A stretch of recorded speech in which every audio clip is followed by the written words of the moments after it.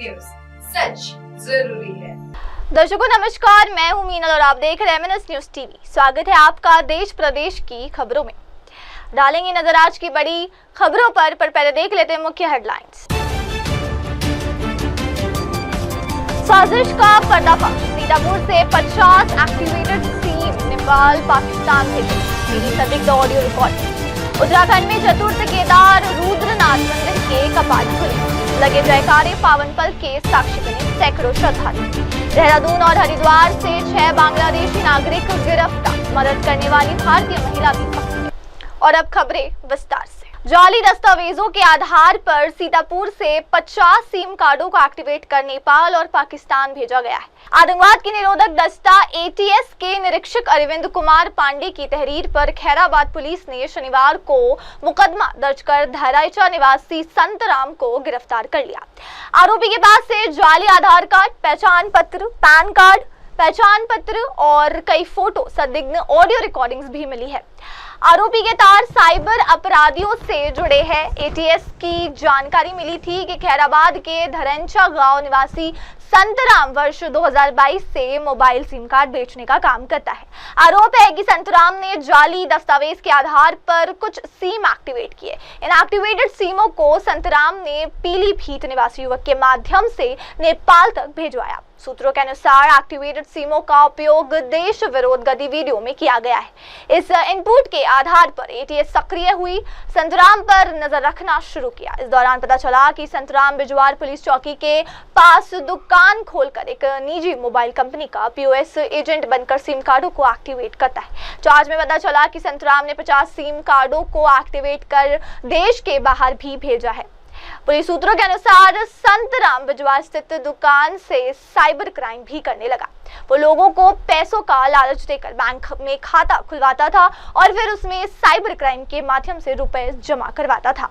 Commission देकर सभी पैसे निकलवाता था। आतंकवाद की निरोधक दस्ता एटीएस के निरीक्षक अरविंद कुमार पांडे की तहरीर पर खैराबाद पुलिस ने शनिवार को मुकदमा दर्ज कर धराईचा निवासी संतराम को गिरफ्तार कर लिया।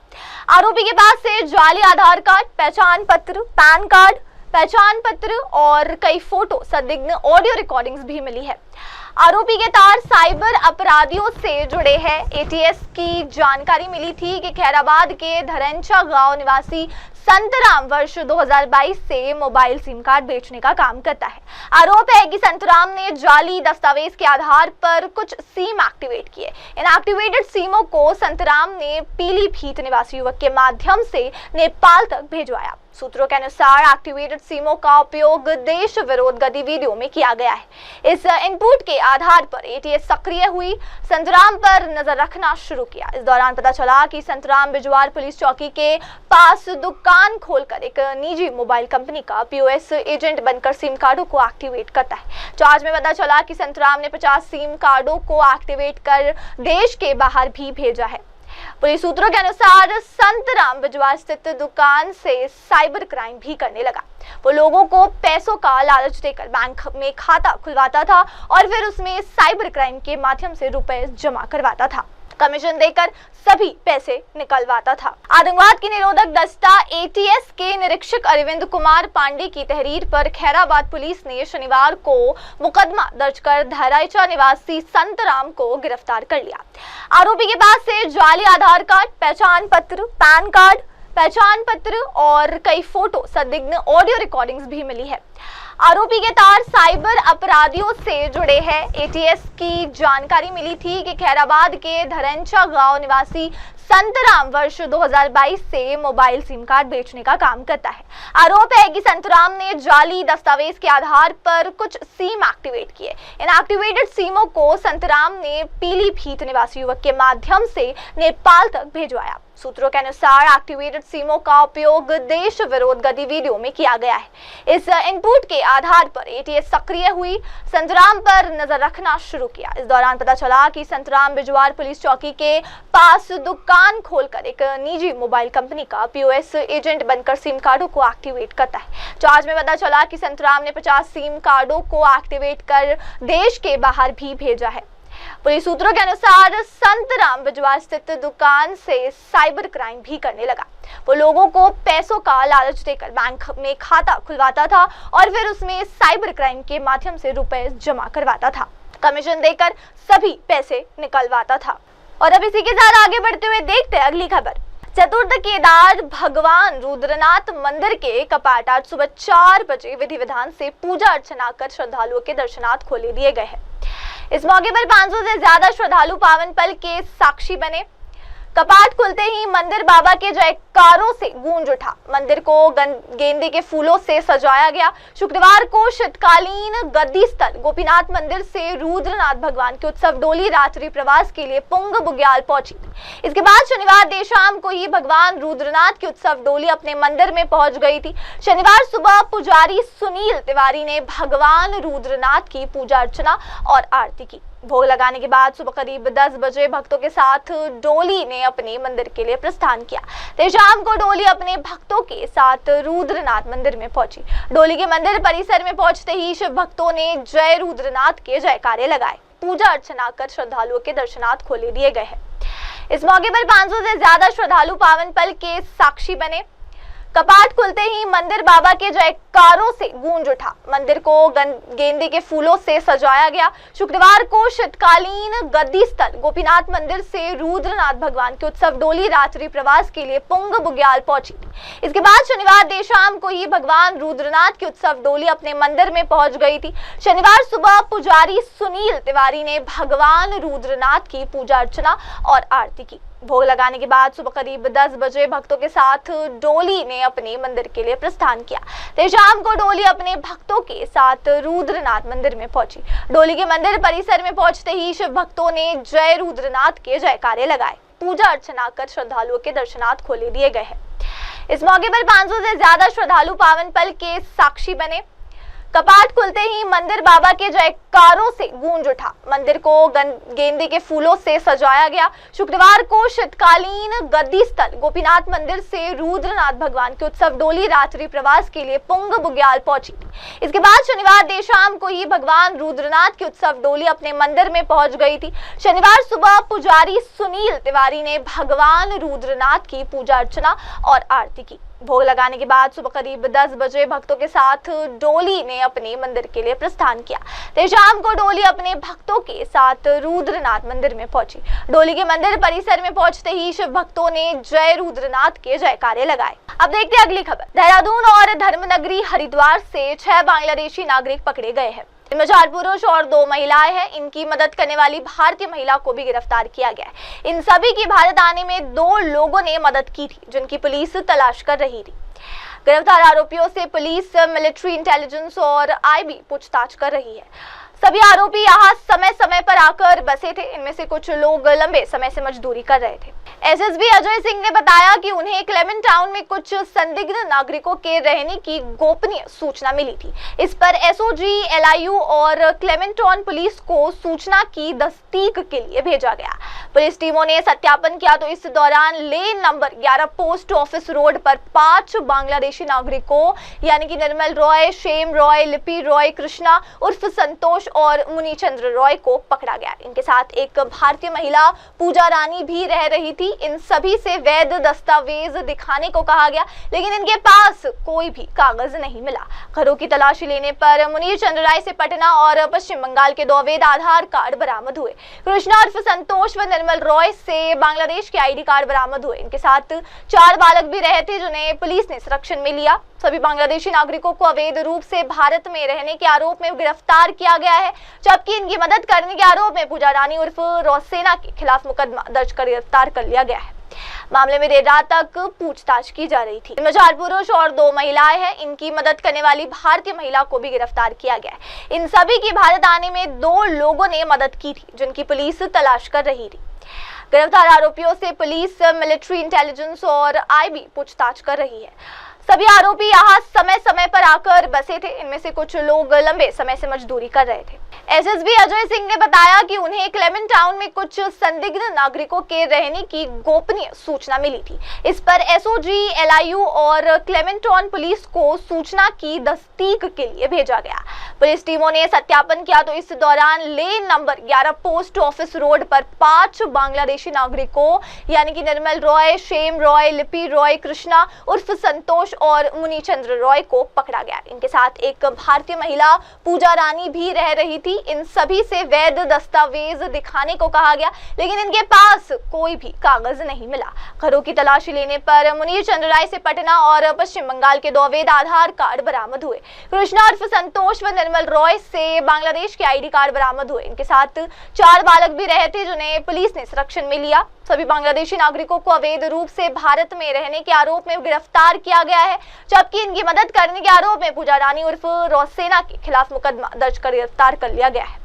मामले में देर रात तक पूछताछ की जा रही थी। इनमें 4 पुरुष और 2 महिलाएं हैं। इनकी मदद करने वाली भारतीय महिला को भी गिरफ्तार किया गया है। इन सभी की भारत आने में 2 लोगों ने मदद की थी, जिनकी पुलिस तलाश कर रही थी। गिरफ्तार आरोपियों से पुलिस, मिलिट्री इंटेलिजेंस और आईबी पूछताछ कर रही है। सभी आरोपी यहाँ समय समय पर आकर बसे थे। इनमें से कुछ लोग लंबे समय से मजदूरी कर रहे थे। एसएसपी अजय सिंह ने बताया कि उन्हें क्लेमेंट टाउन में कुछ संदिग्ध नागरिकों के रहने की गोपनीय सूचना मिली थी। इस पर एसओजी, एलआईयू और क्लेमेंट टाउन पुलिस को सूचना की तस्दीक के लिए भेजा गया। पुलिस टीमों ने सत्यापन किया तो इस दौरान lane number 11 post office road पर 5 बांग्लादेशी नागरिकों यानी कि निर्मल रॉय, शेम रॉय, लिपि रॉय, कृष्णा उर्फ संतोष और मुनीचंद्र रॉय को पकड़ा गया। इनके साथ एक भारतीय महिला पूजा रानी भी रह रही थी। इन सभी से वैध दस्तावेज दिखाने को कहा गया, लेकिन इनके पास कोई भी कागज नहीं मिला। घरों की तलाशी लेने पर मुनीचंद्र राय से पटना और पश्चिम बंगाल के 2 अवैध आधार कार्ड बरामद हुए। कृष्णा उर्फ संतोष व निर्मल रॉय से बांग्लादेश के आईडी कार्ड बरामद हुए। इनके साथ 4 बालक भी रहे थे जिन्हें पुलिस ने संरक्षण में लिया। सभी बांग्लादेशी नागरिकों को अवैध रूप से भारत में रहने के आरोप में गिरफ्तार किया गया है, जबकि इनकी मदद करने के आरोप में पूजा रानी उर्फ रोसेना के खिलाफ मुकदमा दर्ज कर गिरफ्तार कर लिया गया है।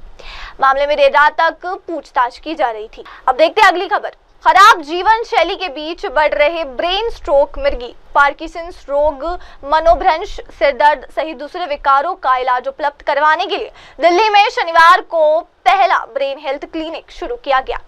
आने वाले दिनों में सभी जिलों में ऐसे क्लिनिक शुरू किए जाएंगे। इन क्लिनिक में मस्तिष्क से जुड़े सभी रोगों का इलाज, पुनर्वास सहित दूसरे विषयों पर काम किया जाएगा। शनिवार को दिल्ली के स्वास्थ्य मंत्री डॉक्टर पंकज कुमार सिंह ने द्वारका स्थित इंदिरा गांधी अस्पताल में इस क्लिनिक का उद्घाटन किया। यहाँ नीति आयोग और मानव व्यवहार एवं संबंध विज्ञान संस्थान के सहयोग से न्यूरोलॉजिकल देखभाल की सुविधा मिलेगी। मंत्री ने कहा कि किसी को यदि मस्तिष्क से संबंधित कोई समस्या हो तो उन्हें निश्चित रूप से इन क्लिनिक में आना चाहिए। आने वाले दिनों में हर जिले में एक क्लिनिक खोला जाएगा। तनाव, खान पान में बदलाव, खराब जीवन शैली सहित दूसरे कारणों से मस्तिष्क से जुड़े विकार बढ़ रहे हैं। कम उम्र में लोग इससे पीड़ित होकर दिव्यांग बन रहे हैं। कई मामलों में मरीज की मौत तक हो जाती। पार्किंसंस रोग, मनोभ्रंश, सिरदर्द सहित दूसरे विकारों का इलाज उपलब्ध करवाने के लिए दिल्ली में शनिवार को पहला ब्रेन हेल्थ क्लिनिक शुरू किया गया। आने वाले दिनों में सभी जिलों में ऐसे क्लिनिक शुरू किए जाएंगे। इन क्लिनिक में मस्तिष्क से जुड़े सभी रोगों का इलाज, पुनर्वास सहित दूसरे विषयों पर काम किया जाएगा। शनिवार को दिल्ली के स्वास्थ्य मंत्री डॉक्टर पंकज कुमार सिंह ने द्वारका स्थित इंदिरा गांधी अस्पताल में इस क्लिनिक का उद्घाटन किया। यहाँ नीति आयोग और मानव व्यवहार एवं संबंध विज्ञान संस्थान के सहयोग से न्यूरोलॉजिकल देखभाल की सुविधा मिलेगी। मंत्री ने कहा कि किसी को यदि मस्तिष्क से संबंधित कोई समस्या हो तो उन्हें निश्चित रूप से इन क्लिनिक में आना चाहिए। आने वाले दिनों में हर जिले में एक क्लिनिक खोला जाएगा। तनाव, खान पान में बदलाव, खराब जीवन शैली सहित दूसरे कारणों से मस्तिष्क से जुड़े विकार बढ़ रहे हैं। कम उम्र में लोग इससे पीड़ित होकर दिव्यांग बन रहे हैं। कई मामलों में मरीज की मौत तक हो जाती। पार्किंसंस रोग, मनोभ्रंश, सिरदर्द सहित दूसरे विकारों का इलाज उपलब्ध करवाने के लिए दिल्ली में शनिवार को पहला ब्रेन हेल्थ क्लिनिक शुरू किया गया। आने वाले दिनों में सभी जिलों में ऐसे क्लिनिक शुरू किए जाएंगे। इन क्लिनिक में मस्तिष्क से जुड़े सभी रोगों का इलाज, पुनर्वास सहित दूसरे विषयों पर काम किया जाएगा। शनिवार को दिल्ली के स्वास्थ्य मंत्री डॉक्टर पंकज कुमार सिंह ने द्वारका स्थित इंदिरा गांधी अस्पताल में इस क्लिनिक का उद्घाटन किया। यहाँ नीति आयोग और मानव व्यवहार एवं संबंध विज्ञान संस्थान के सहयोग से न्यूरोलॉजिकल देखभाल की सुविधा मिलेगी। मंत्री ने कहा कि किसी को यदि मस्तिष्क से संबंधित कोई समस्या हो तो उन्हें निश्चित रूप से इन क्लिनिक में आना चाहिए। आने वाले दिनों में हर जिले में एक क्लिनिक खोला जाएगा। तनाव, खान पान में बदलाव, खराब जीवन शैली सहित दूसरे कारणों से मस्तिष्क से जुड़े विकार बढ़ रहे हैं। कम उम्र में लोग इससे पीड़ित होकर दिव्यांग बन रहे हैं। कई मामलों में मरीज की मौत तक हो जाती है। अब देखते हैं अगली खबर। ज्योति के पिता हरीश मल्होत्रा ने कहा है कि उनकी बेटी बेकसूर है। दरअसल पाकिस्तान गई थी वो लड़की, लेकिन उसने कोई गलत काम नहीं किया। वो पाकिस्तान सरकार से वीजा लेकर गई थी।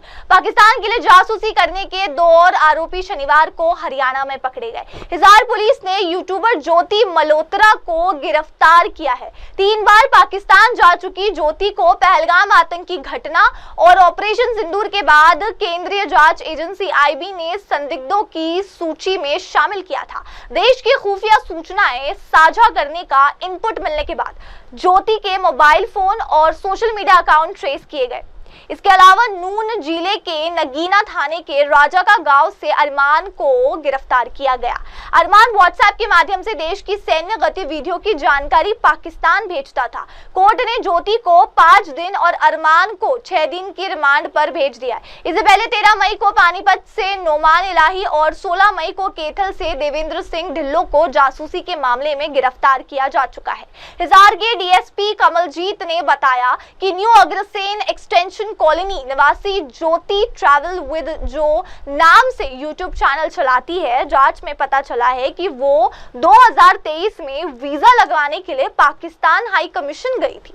वहां उसकी मुलाकात एहसान उर रहीम उर्फ दानिश से हुई। इसके बाद उसने दानिश से फोन पर संपर्क शुरू कर दिया और 3 बार पाकिस्तान की यात्रा की। पाकिस्तान में दानिश के कहने पर उसके जानकार अली अहवान से मिली। अली अहवान ने ज्योति के ठहरने व घूमने का प्रबंध करने के साथ उसकी मुलाकात पाकिस्तानी इंटेलिजेंस के अधिकारियों से कराई। ज्योति ने पुलिस को बताया कि दानिश के कहने पर वो पाकिस्तानी इंटेलिजेंस ऑपरेटिव के शाकिर उर्फ राणा शहबाज से मिली और उसका मोबाइल नंबर भी लिया। दरअसल पाकिस्तान गई थी वो लड़की, लेकिन उसने कोई गलत काम नहीं किया। वो पाकिस्तान सरकार से वीजा लेकर गई थी। पाकिस्तान के लिए जासूसी करने के 2 और आरोपी शनिवार को हरियाणा में पकड़े गए। हिसार पुलिस ने यूट्यूबर ज्योति मल्होत्रा को गिरफ्तार किया है। 3 बार पाकिस्तान जा चुकी ज्योति को पहलगाम आतंकी घटना और ऑपरेशन सिंदूर के बाद केंद्रीय जांच एजेंसी IB ने संदिग्धों की सूची में शामिल किया था। देश की खुफिया सूचनाएं साझा करने का इनपुट मिलने के बाद ज्योति के मोबाइल फोन और सोशल मीडिया अकाउंट ट्रेस किए गए। इसके अलावा नून जिले के नगीना थाने के राजा का गांव से अरमान को गिरफ्तार किया गया। अरमान व्हाट्सएप के माध्यम से देश की सैन्य गतिविधियों की जानकारी पाकिस्तान भेजता था। कोर्ट ने ज्योति को 5 दिन और अरमान को 6 दिन की रिमांड पर भेज दिया। इससे पहले 13 मई को पानीपत से नोमान इलाही और 16 मई को कैथल से देवेंद्र सिंह ढिल्लों को जासूसी के मामले में गिरफ्तार किया जा चुका है। हिसार के DSP कमलजीत ने बताया कि न्यू अग्रसेन एक्सटेंशन कॉलोनी निवासी ज्योति ट्रैवल विद जो नाम से यूट्यूब चैनल चलाती है, जांच में पता चला है कि वो 2023 में वीजा लगवाने के लिए पाकिस्तान हाई कमीशन गई थी। वहां उसकी मुलाकात एहसान उर रहीम उर्फ दानिश से हुई। इसके बाद उसने दानिश से फोन पर संपर्क शुरू कर दिया और 3 बार पाकिस्तान की यात्रा की। पाकिस्तान में दानिश के कहने पर उसके जानकार अली अहवान से मिली। अली अहवान ने ज्योति के ठहरने व घूमने का प्रबंध करने के साथ उसकी मुलाकात पाकिस्तानी इंटेलिजेंस के अधिकारियों से कराई। ज्योति ने पुलिस को बताया कि दानिश के कहने पर वो पाकिस्तानी इंटेलिजेंस ऑपरेटिव के शाकिर उर्फ राणा शहबाज से मिली और उसका मोबाइल नंबर भी लिया। दरअसल पाकिस्तान गई थी वो लड़की, लेकिन उसने कोई गलत काम नहीं किया। वो पाकिस्तान सरकार से वीजा लेकर गई थी। पाकिस्तान के लिए जासूसी करने के 2 और आरोपी शनिवार को हरियाणा में पकड़े गए। हिसार पुलिस ने यूट्यूबर ज्योति मल्होत्रा को गिरफ्तार किया है। 3 बार पाकिस्तान जा चुकी ज्योति को पहलगाम आतंकी घटना और ऑपरेशन सिंदूर के बाद केंद्रीय जांच एजेंसी IB ने संदिग्धों की सूची में शामिल किया था। देश की खुफिया सूचनाएं साझा करने का इनपुट मिलने के बाद ज्योति के मोबाइल फोन और सोशल मीडिया अकाउंट ट्रेस किए गए।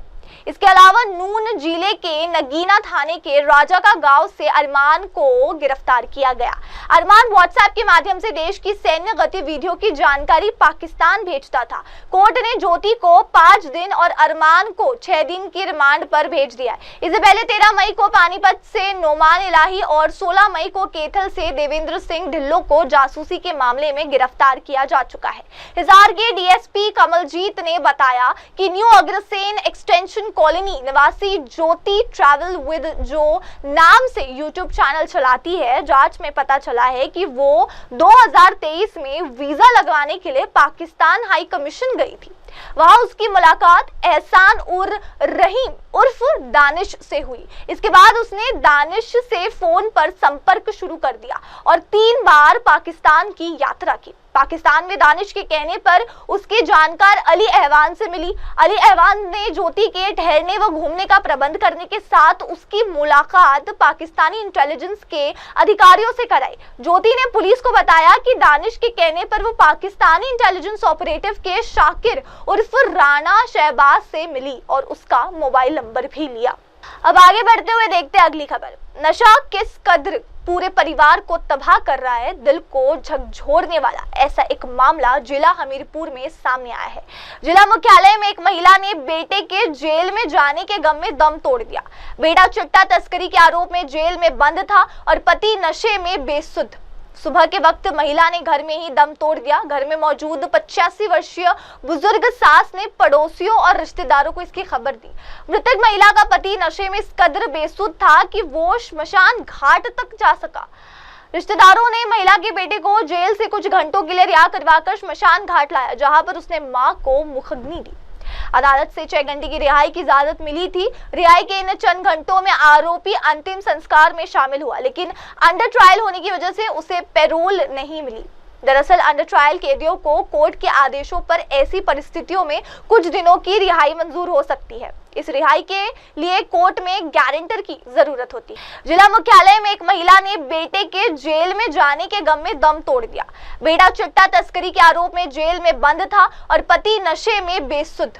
सुबह के वक्त महिला ने घर में ही दम तोड़ दिया। घर में मौजूद 85 वर्षीय बुजुर्ग सास ने पड़ोसियों और रिश्तेदारों को इसकी खबर दी। मृतक महिला का पति नशे में इस कदर बेसुध था कि वो श्मशान घाट तक जा सका। रिश्तेदारों ने महिला के बेटे को जेल से कुछ घंटों के लिए रिहा करवाकर श्मशान घाट लाया, जहां पर उसने मां को मुखग्नि दी। अदालत से 6 घंटे की रिहाई की इजाजत मिली थी। रिहाई के इन चंद घंटों में आरोपी अंतिम संस्कार में शामिल हुआ, लेकिन अंडर ट्रायल होने की वजह से उसे पैरोल नहीं मिली। दरअसल अंडर ट्रायल कैदियों को कोर्ट के आदेशों पर ऐसी परिस्थितियों में कुछ दिनों की रिहाई मंजूर हो सकती है। इस रिहाई के लिए कोर्ट में गारंटर की जरूरत होती है। जिला मुख्यालय में एक महिला ने बेटे के जेल में जाने के गम में दम तोड़ दिया। बेटा चिट्टा तस्करी के आरोप में जेल में बंद था और पति नशे में बेसुध। सुबह के वक्त महिला ने घर में ही दम तोड़ दिया। घर में मौजूद 85 वर्षीय बुजुर्ग सास ने पड़ोसियों और रिश्तेदारों को इसकी खबर दी। मृतक महिला का पति नशे में इस कदर बेसुध था कि वो श्मशान घाट तक जा सका। रिश्तेदारों ने महिला के बेटे को जेल से कुछ घंटों के लिए रिहा करवाकर श्मशान घाट लाया, जहां पर उसने मां को मुखग्नि दी। अदालत से 6 घंटे की रिहाई की इजाजत मिली थी। रिहाई के इन चंद घंटों में आरोपी अंतिम संस्कार में शामिल हुआ, लेकिन अंडर ट्रायल होने की वजह से उसे पैरोल नहीं मिली। दरअसल अंडर ट्रायल कैदियों को कोर्ट के आदेशों पर ऐसी परिस्थितियों में कुछ दिनों की रिहाई मंजूर हो सकती है। इस रिहाई के लिए कोर्ट में गारंटर की जरूरत होती है। और अब इसी के साथ डालते हैं नजर हमारी अगली खबर पर। चुनावी आहट ने पक्ष और विपक्ष के राजनेताओं के बीच कड़वाहट बढ़ा दी है। वे एक दूसरे पर व्यक्तिगत हमले कर रहे हैं। राणा सांगा, भीमराव अंबेडकर और व्योमिका सिंह पर सियासत अभी ठंडी भी नहीं हुई थी कि डीएनए का नया विवाद सामने आया है। विशेषज्ञ इसी जड़ में अगले 2 वर्षों में होने वाले पंचायत और विधानसभा चुनाव को मान रहे हैं। उनके मुताबिक आने वाले समय में इन हमलों का तीखापन और बढ़ेगा। राज्यसभा में सपा सांसद रामजीलाल सुमन का राणा सांगा पर दिया बयान खासा विवाद का विषय बना हुआ है। यूपी की राजनीति इस मुद्दे पर खूब गरमाई हुई है। फिर डॉक्टर भीमराव अंबेडकर के साथ सपा अध्यक्ष अखिलेश यादव के चेहरे के कोलाज ने राजनीतिक हवा का ताप बढ़ा दिया। इसके बाद ऑपरेशन सिंदूर की सफलता पर प्रेस कॉन्फ्रेंस करने वाली विंग कमांडर व्योमिका सिंह पर सपा नेता रामगोपाल यादव की जात सूचक टिप्पणी पर सियासी तूफान आ गया है।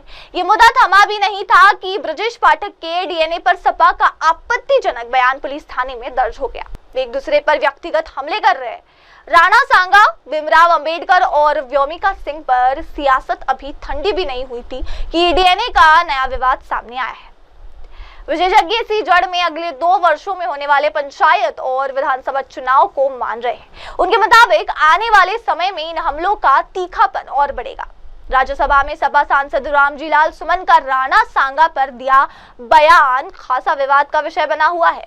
यूपी की राजनीति इस मुद्दे पर खूब गरमाई हुई है। फिर डॉक्टर भीमराव अंबेडकर के साथ सपा अध्यक्ष अखिलेश यादव के चेहरे के कोलाज ने राजनीतिक हवा का ताप बढ़ा दिया। इसके बाद ऑपरेशन सिंदूर की सफलता पर प्रेस कॉन्फ्रेंस करने वाली विंग कमांडर व्योमिका सिंह पर सपा नेता रामगोपाल यादव की जात सूचक टिप्पणी पर सियासी तूफान आ गया है। ये मुद्दा थमा भी नहीं था कि ब्रजेश पाठक के डीएनए पर सपा का आपत्तिजनक बयान पुलिस थाने में दर्ज हो गया। वे एक दूसरे पर व्यक्तिगत हमले कर रहे हैं। राणा सांगा, भीमराव अंबेडकर और व्योमिका सिंह पर सियासत अभी ठंडी भी नहीं हुई थी कि डीएनए का नया विवाद सामने आया है। विशेषज्ञ इसी जड़ में अगले 2 वर्षों में होने वाले पंचायत और विधानसभा चुनाव को मान रहे हैं। उनके मुताबिक आने वाले समय में इन हमलों का तीखापन और बढ़ेगा। राज्यसभा में सपा सांसद रामजीलाल सुमन का राणा सांगा पर दिया बयान खासा विवाद का विषय बना हुआ है। यूपी की राजनीति इस मुद्दे पर खूब गरमाई हुई है। फिर डॉक्टर भीमराव अंबेडकर के साथ सपा अध्यक्ष अखिलेश यादव के चेहरे के कोलाज ने राजनीतिक हवा का ताप बढ़ा दिया। इसके बाद ऑपरेशन सिंदूर की सफलता पर प्रेस कॉन्फ्रेंस करने वाली विंग कमांडर व्योमिका सिंह पर सपा नेता रामगोपाल यादव की जात सूचक टिप्पणी पर सियासी तूफान आ गया है। ये मुद्दा थमा भी नहीं था कि ब्रजेश पाठक के डीएनए पर सपा का आपत्तिजनक बयान पुलिस थाने में दर्ज हो गया। अब वक्त हो गया एक ब्रेक का। ब्रेक के बाद लौटेंगे और जानेंगे देश विदेश की तमाम खबरें। तब तक के लिए आप देखते रहिए एमएनएस न्यूज टीवी। आगे की खबरों के लिए जुड़े रहे मेरी सहयोगी मयूरी के साथ। नमस्कार, मैं हूं Abhishek Bachchan. Keep watching MNS news. आप देख रहे हैं एमएनएस न्यूज, सच जरूर।